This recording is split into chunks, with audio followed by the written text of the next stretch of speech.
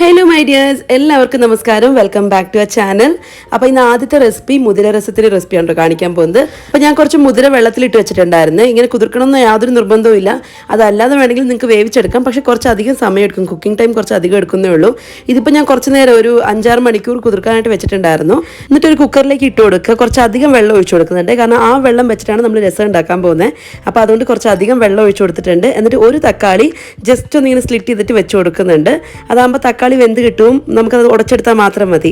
അങ്ങനെ ഒരു 5-6 വിസിൽ അടുപ്പിക്കുമ്പോഴത്തേക്കും നന്നായിട്ട് മുതിര വെന്തിട്ടുണ്ടാവുമേ.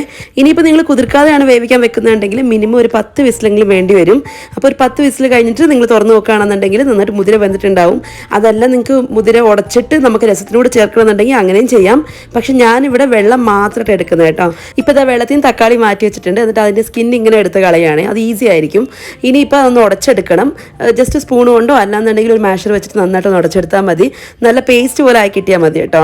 നിങ്ങൾക്ക് തക്കാളി പുളിക്ക് അനുസരിച്ച് ചേർത്ത് കൊടുക്കാം. ഇതിൽ കൂടുതൽ വേണമെന്നുണ്ടെങ്കിൽ 1-2 തക്കാളി ആവാം, അതിൽ കൂടുതൽ വേണ്ടേ. ഇതിപ്പോൾ നന്നായിട്ട് മാഷ് ചേർത്തിട്ടുണ്ട്. ഇനി ഇതിലോട്ട് കുറച്ച് മാത്രം മഞ്ഞൾപ്പൊടി ചേർത്ത് കൊടുക്കാൻ പോവാണ്. ഒരു 1/4 ടീസ്പൂൺ അത്രയും മതിയാകും. മഞ്ഞൾപ്പൊടി ചേർത്ത് കൊടുക്കുന്നുണ്ട്. പിന്നെ പുളിവെള്ളം ചേർത്ത് കൊടുക്കുന്നുണ്ട്. ഞാൻ പുളി നേരത്തെ കുതിർക്കാനായിട്ട് വെച്ചിട്ടുണ്ടായിരുന്നു. അപ്പോൾ അതും കൂടി ഒന്ന് പിഴിഞ്ഞൊഴിച്ച് കൊടുക്കുന്നുണ്ട്. പിന്നെ ഇനിയിപ്പോൾ നമുക്കിതൊരു പാത്രത്തിലേക്ക് മാറ്റണം. അതിന് മുമ്പായിട്ട് നമുക്ക് മുതിര ഒന്ന് മാറ്റിയെടുക്കണം. അതായത് വെള്ളത്തിൽ നിന്നൊന്ന് മാറ്റി വെക്കണം. ഈ മുതിര നമുക്ക് തോരനാക്കി എടുക്കാം.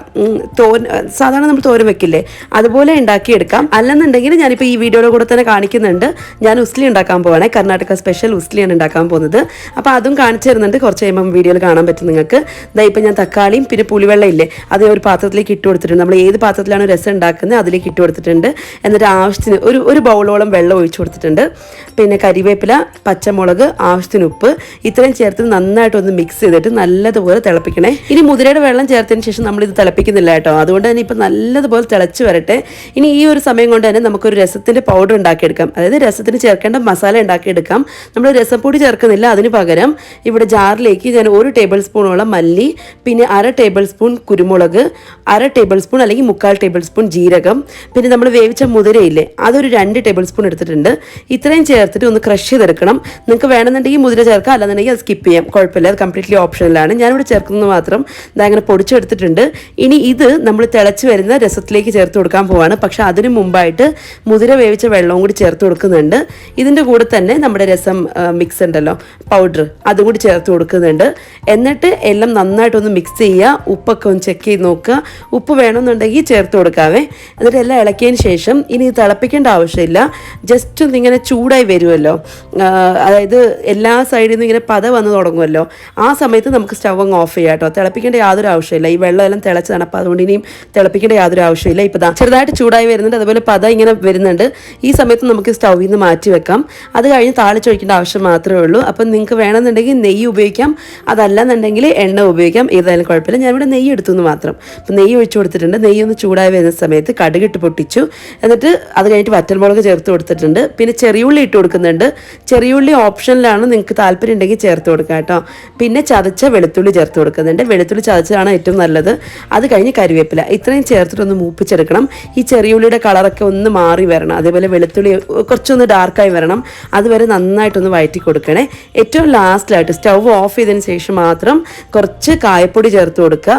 അത് കഴിഞ്ഞ് അധികം ചൂടാക്കേണ്ട ആവശ്യമൊന്നുമില്ല. നേരിട്ട് രസത്തിലേക്ക് ചേർത്ത് കൊടുക്കാം. എന്നിട്ട് ഈ പാത്രത്തിലേക്ക് ഒരു തവി രസം ഒഴിച്ചു കൊടുത്തിട്ട് അതും കൂടി എടുത്തിട്ടുണ്ട്. ലാസ്റ്റിൽ കുറച്ച് മല്ലിയില ചേർത്ത് കൊടുക്കുന്നുണ്ട്. പിന്നെ മുതിര ആയതുകൊണ്ട് തന്നെ ചെറിയൊരു കയ്പ്പ് ഉണ്ടാവും. അപ്പോൾ അതുകൊണ്ട് ശർക്കര ഏറ്റവും ലാസ്റ്റിൽ ഒരു വെല്ലത്തിൻ്റെ കഷ്ണം ചേർത്ത് കൊടുക്കുന്നുണ്ട്. അതും ഓപ്ഷനിലാണ്. നിങ്ങൾക്ക് അല്ലാതെ തന്നെ കഴിക്കാൻ താല്പര്യം ഉണ്ടെങ്കിൽ അങ്ങനെ കഴിക്കാം. പക്ഷെ വളരെ ചെറിയൊരു വെല്ലത്തിൻ്റെ കഷ്ണം ചേർത്ത് കൊടുത്തിട്ടുണ്ട്. അങ്ങനെ നമ്മുടെ മുതിര രസം റെഡി ആയിട്ടുണ്ട്. ഹെൽത്തിയാണ്. എല്ലാവരും ഒന്ന് ട്രൈ ചെയ്ത് നോക്കണേ. ഇനി വേവിച്ച് മാറ്റി വെച്ചേക്കുന്ന മുതിര കൊണ്ട് ഉണ്ടാക്കുന്ന കർണാടക സ്റ്റൈൽ ഉസ്ലി റെസിപ്പിയാണ് കാണിക്കാൻ പോകുന്നത്. അപ്പോൾ അതിനായിട്ട് ആദ്യം തന്നെ ചീഞ്ചട്ടി ഒന്ന് ചൂടാക്കാൻ വെച്ചു. എന്നിട്ട് എണ്ണ ഒഴിച്ചു കൊടുത്തിട്ടുണ്ട്.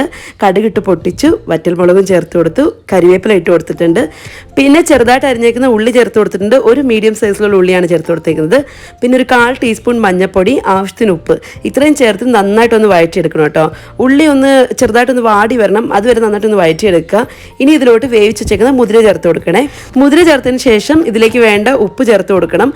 നമ്മൾ ആദ്യം മുതിര വേവിക്കുന്ന സമയത്ത് ഉപ്പ് ചേർത്തിട്ടില്ല, അപ്പോൾ അതുകൊണ്ട് ഉപ്പൊന്ന് നോക്കിയിട്ട് വേണം ചേർത്ത് കൊടുക്കാനായിട്ട്. നമുക്ക് ഈ തോരന് ആവശ്യമുള്ള അത്രയും ഉപ്പ് ചേർത്ത് കൊടുക്കാം. എന്നിട്ട് ഇതിലേക്ക് വേണ്ട ഒരു അരപ്പ് റെഡിയാക്കി എടുക്കണം. അപ്പോൾ ഇതിവിടെ വെന്ത് വരുന്ന സമയമാണ്, അതൊന്ന് ചൂടായി വരുന്ന സമയം കൊണ്ട് നമുക്ക് ഇതിലേക്ക് വേണ്ട അരപ്പ് റെഡിയാക്കി എടുക്കാം. ജസ്റ്റ് ഒന്ന് തേങ്ങ ചതച്ചെടുക്കണം, പക്ഷേ തേങ്ങയുടെ കൂടെ നമ്മൾ കുറച്ച് ഐറ്റംസും കൂടി ഇടുന്നുണ്ട്. അപ്പോൾ അതിനായിട്ട് ഒരു ചെറിയ ജാറിലേക്ക് ആവശ്യത്തിന് തേങ്ങ ഇട്ട് കൊടുക്കാം. കുറച്ച് അധികം തേങ്ങ ഉണ്ടെങ്കിൽ നല്ല ടേസ്റ്റ് ആയിരിക്കും. അപ്പോൾ തേങ്ങ ഇട്ട് കൊടുത്തിട്ടുണ്ട്. എന്നിട്ട് എരിവിനനുസരിച്ച് പച്ചമുളക് ചേർത്ത് കൊടുക്കാം.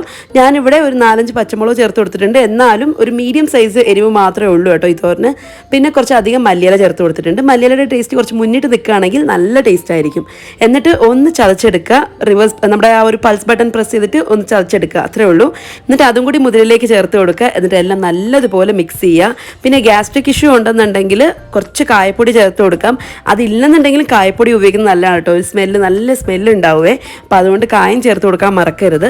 അത് കഴിഞ്ഞിട്ട് എല്ലാം നല്ലതുപോലെ മിക്സ് ആക്കിയിട്ട് ഒന്ന് ചൂടാക്കി എടുക്കണം. ഒന്ന് അടച്ചു വെച്ച് വേവിച്ചാൽ അത്രയും നല്ലത്. ഒരു 1-2 മിനിറ്റ് മാത്രം ഒന്ന് ചൂടാക്കി എടുത്താൽ മതി. ആ ഒരു തേങ്ങയുടെ പച്ചമണം മാറണം, അത്രയേ ഉള്ളൂ കേട്ടോ. അപ്പോൾ അതുകൊണ്ട് സിമ്മിൽ വെച്ചിട്ട് 1-2 മിനിറ്റ് ഒന്ന് ചൂടാക്കി എടുക്കുക, അത്രയേ ഉള്ളൂ. നല്ല അടിപൊളിയായിട്ടുള്ള ടേസ്റ്റി ആയിട്ടുള്ള മുതിര ഉസ്ലി റെഡിയാണ്. നമ്മൾ സ്ഥിരമായിട്ട് ഉണ്ടാക്കുന്ന തോരനില്ലേ, അതിൽ നിന്ന് കുറച്ച് ഡിഫറെൻ്റ് ആയിരിക്കും. കാരണം മല്ലിയിലയൊക്കെ ചേർക്കുന്നതുകൊണ്ട് തന്നെ ഒരു പ്രത്യേക ടേസ്റ്റ് ആയിരിക്കും. ഇനിയിപ്പോൾ ഒന്നുമില്ല, വെറുതെ കഴിക്കാനാണെങ്കിലും നല്ല ടേസ്റ്റാണ് കേട്ടോ. പുട്ടിൻ്റെ കൂടെ നല്ല ടേസ്റ്റാണ്. അപ്പോൾ എല്ലാവരും ഒന്ന് ട്രൈ ചെയ്ത് നോക്കണേ. എന്നിട്ട് ഫീഡ്ബാക്ക് അറിയിക്കാൻ മറക്കരുത്. ഇനി അടുത്തത് ദഹി ബിന്ദിയുടെ റെസിപ്പിയാണ് കാണിക്കാൻ പോകുന്നത്. അതായത് വെണ്ടയ്ക്ക മസാലയുടെ റെസിപ്പിയാണ് കാണിക്കുന്നത്. അപ്പോൾ അതിനായിട്ട് പാൻ ചൂടാക്കാൻ വെച്ചു, എണ്ണ ഒഴിച്ചു കൊടുത്തിട്ടുണ്ട്. എന്നിട്ട് ക്ലീൻ ചെയ്ത് വെച്ചേക്കുന്ന വെണ്ടയ്ക്ക ഈ രീതിയിലാണ് കട്ട് ചെയ്തെടുത്തേക്കുന്നത്. ഇത് എന്നിട്ട് ചേർത്ത് കൊടുത്തിട്ടുണ്ട്. ഒന്ന് ഫ്രൈ ചെയ്തെടുക്കുകയാണ്, ഒന്ന് ഫ്രൈ ചെയ്തെടുക്കുകയാണ്. അപ്പോൾ അത്യാവശ്യം ഒരു 75 to 80% ഫ്രൈ ആയി വരുന്ന സമയത്ത് നമുക്ക് പാനിൽ നിന്ന് മാറ്റി വെക്കാം. ഓവറായിട്ട് അങ്ങ് ഫ്രൈ ചെയ്യേണ്ട ആവശ്യമൊന്നുമില്ല കേട്ടോ. 75 to 80% ഒന്ന് ഫ്രൈ ആയി കിട്ടിയാൽ മാത്രം മതി. ഇനി ഇത് മാറ്റി വെച്ചേക്കാം. എന്നിട്ട് സെയിം എണ്ണയിലേക്ക് കുറച്ച് ജീരകം ചേർത്ത് കൊടുക്കണം. അതായത് നല്ല ജീരകം ഇല്ലേ, അതൊരു 1/4 ടീസ്പൂൺ ചേർത്ത് കൊടുക്കണേ. ആ ജീരകം ഒന്ന് മൂത്ത് വരുന്ന സമയത്ത് ഉള്ളി ചേർത്ത് കൊടുക്കാം. ഞാനിവിടെ മീഡിയം സൈസിലുള്ള 2 ഉള്ളിയാണ് എടുത്തേക്കുന്നത്. നിങ്ങൾക്ക് വേണമെന്നുണ്ടെങ്കിൽ ഒരു വലിയ ഉള്ളി എടുക്കാം കേട്ടോ. ചെറുതായിട്ട് അരിഞ്ഞിട്ടാണ് ചേർത്ത് കൊടുത്തേക്കുന്നത്. ഇതിൻ്റെ കൂടെ ഒരു 2 പച്ചമുളകും പിന്നെ കുറച്ച് ഉപ്പും ചേർത്ത് നന്നായിട്ടൊന്ന് വഴറ്റിയെടുക്കണം. ഈ ഉള്ളിയുടെ കളറൊക്കെ ഒന്ന് മാറി വരണം, അതുവരെ നന്നായിട്ടൊന്ന് വഴറ്റിയെടുക്കുക. ഇങ്ങനെ തുറന്ന് വെച്ച് വേണമെങ്കിലും വഴറ്റിയെടുക്കാം, പക്ഷെ ഞാനിവിടെ ഒന്ന് അടച്ചു വെച്ച് വേവിക്കുന്നുണ്ട്. അതാകുമ്പോൾ പെട്ടെന്ന് വെന്ത് കിട്ടിക്കോളൂ ഉള്ളി. അത് കഴിഞ്ഞ് തുറന്ന് വെച്ചിട്ടൊന്ന് ജസ്റ്റ് ഒന്ന് ഇളക്കിയെടുത്താൽ മതി, നന്നായിട്ട് വഴണ്ട് കിട്ടിക്കോളുവേ. ഇപ്പോൾ ഈ ഒരു പരുവാകുന്ന സമയത്ത് ഇതിലേക്ക് കുറച്ച് പൊടികൾ ചേർത്ത് കൊടുക്കണം. ഞാനിവിടെ ഒരു 1/4 ടീസ്പൂൺ മഞ്ഞൾപ്പൊടി ചേർത്ത് കൊടുക്കുന്നുണ്ട്. പിന്നെ 1 ടേബിൾ സ്പൂൺ മല്ലിപ്പൊടി, 3/4 ടേബിൾ സ്പൂൺ മുളക് പൊടി ഞാനിവിടെ കാശ്മീരി റെഡ് ചില്ലി പൗഡറാണ് യൂസ് ചെയ്തിരിക്കുന്നത്. എരിവുള്ള മുളക് പൊടിയാണെന്നുണ്ടെങ്കിൽ അളവ് കുറച്ചാൽ മതി. പിന്നെ 1 ടീസ്പൂൺ ഗരം മസാല, ഇത്രയും ചേർത്തിട്ട് നന്നായിട്ടൊന്ന് ഇളക്കി കൊടുക്കണം. ഈ ഒരു പൊടിയുടെ മണമൊക്കെ പച്ചമണമൊക്കെ ഒന്ന് മാറി വരുന്നവരെ ഒന്ന് ഇളക്കി കൊടുക്കണേ. ഇനി ഇതിലോട്ട് തക്കാളി അരച്ചത് ചേർത്ത് കൊടുക്കാൻ പോകണം കേട്ടോ. നിങ്ങൾക്ക് വേണമെന്നുണ്ടെങ്കിൽ തക്കാളി അങ്ങനെ തന്നെ ചെറുതായിട്ട് അരിഞ്ഞതും ചേർത്ത് കൊടുക്കാം. കുറച്ചധികം സമയം എടുക്കുന്നേ ഉള്ളൂ, ഒന്ന് കുക്കായി വരാനായിട്ട് കുറച്ചധികം സമയം എടുക്കും. അതല്ലെന്നുണ്ടെങ്കിൽ ഇതുപോലെ അരച്ചിട്ട് ചേർത്ത് കൊടുക്കാം. പിന്നെ ഈ ഒരു സമയത്ത് ഞാൻ 1 ടീസ്പൂൺ അല്ലെങ്കിൽ 3/4 ടീസ്പൂണോളം ആംചൂർ പൗഡർ ചേർത്ത് കൊടുക്കുന്നുണ്ട്. ഡ്രൈ മാംഗോ പൗഡർ ഇല്ലേ, അത് ചേർത്ത് കൊടുക്കുന്നുണ്ട്. അതില്ലാന്നുണ്ടെങ്കിൽ നിങ്ങളുടെ കയ്യിൽ ചാറ്റ് മസാല ഉണ്ടെങ്കിൽ അത് ചേർത്ത് കൊടുക്കാം, പക്ഷെ അളവ് കുറയ്ക്കണം. ഇനി ഇത് രണ്ടും ഇല്ലെങ്കിൽ സ്കിപ്പ് ചെയ്യാം, കുഴപ്പമൊന്നുമില്ല. പക്ഷെ ഒരു പ്രോപ്പർ നോർത്ത് ഇന്ത്യൻ ടേസ്റ്റ് വരണമെന്നുണ്ടെങ്കിൽ ആ പൊടി ചേർത്തേ പറ്റൂ. എന്നിട്ട് എല്ലാം നന്നായിട്ടൊന്ന് മിക്സ് ചെയ്തിട്ട് അടച്ചു വെച്ച് വേവിക്കുന്നുണ്ട്. ഇനി ഈ സമയത്ത് ഞാൻ കുറച്ച് കടലപ്പൊടി ചേർത്ത് കൊടുക്കാൻ പോവാണ്. ഒന്ന് റോസ്റ്റ് ചെയ്ത കടലപ്പൊടിയാണിത്. നിങ്ങളുടെ അടുത്ത് റോസ്റ്റ് ചെയ്തത് ഇല്ലാന്നുണ്ടെങ്കിൽ നേരത്തെ നമ്മൾ ഉള്ളി വഴറ്റുന്ന സമയത്ത് തന്നെ കടലപ്പൊടി ചേർത്ത് കൊടുക്കാം. നമ്മൾ സാധാരണ ബജ്ജിക്കൊക്കെ ഉപയോഗിക്കുന്ന കടലപ്പൊടി ഉണ്ടല്ലോ, ബേസൻ ഫ്ലവർ, അതാണ് കേട്ടോ. അത് വേണമെന്നുണ്ടെങ്കിൽ നിങ്ങൾക്ക് സെപ്പറേറ്റ് ആയിട്ട് ജസ്റ്റ് ഒന്ന് ചൂടാക്കിയിട്ട്, അതായത് അതിൻ്റെ ഒരു പച്ചമണം മാറുന്നവരെ ഒന്ന് ചൂടാക്കിയിട്ട് ആ പൊടി ചേർത്ത് കൊടുക്കാം. അതല്ല നിങ്ങൾക്ക് ഇതിൻ്റെ കൂടെ തന്നെ ഇട്ട് ചൂടാക്കണമെന്നുണ്ടെങ്കിൽ നേരത്തെ തന്നെ ചേർക്കണം. നമ്മൾ ഉള്ളി വഴറ്റുന്ന സമയത്ത് തന്നെ ചേർത്ത് കൊടുക്കണേ. എൻ്റെ കയ്യിൽ ഓൾറെഡി റോസ്റ്റഡ് പൗഡർ ഉള്ളതുകൊണ്ട് ഞാൻ ഈ സമയത്ത് ചേർത്ത് കൊടുത്തു എന്ന് മാത്രം. എന്നിട്ട് എല്ലാം നന്നായിട്ടൊന്ന് മിക്സ് ചെയ്തതിന് ശേഷം ഇതിലേക്ക് തൈര് ചേർത്ത് കൊടുക്കാൻ പോവാണ്. ഒരു 3/4 കപ്പോളം തൈര് ചേർത്ത് കൊടുത്തിട്ടുണ്ട്. പുളി ഇല്ലാത്ത തൈര് വേണം ചേർക്കാനായിട്ട്. പുളിയുള്ള തൈര് ചേർക്കല്ലേ, ടേസ്റ്റ് കംപ്ലീറ്റ്ലി മാറിപ്പോവും. അതും കഴിഞ്ഞിട്ട് ആവശ്യത്തിന് ഉപ്പും ചേർത്ത് എല്ലാം നന്നായിട്ട് മിക്സ് ചെയ്യുക. ഇനി ഇതിലോട്ട് നമ്മൾ വറുത്ത് വെച്ചേക്കുന്ന വെണ്ടയ്ക്ക ഉണ്ടല്ലോ, വറുത്ത് മാറ്റി വെച്ചേക്കുന്ന വെണ്ടയ്ക്ക, അതുകൂടി ചേർത്ത് കൊടുത്തു. വീണ്ടും ഒന്ന് ഇളക്കി കൊടുക്കണം. നിങ്ങൾക്ക് ഇത് ഇത്രയും തിക്കായിട്ട് തന്നെ വേണമെന്നുണ്ടെങ്കിൽ ഇങ്ങനെ തന്നെ എടുക്കാം.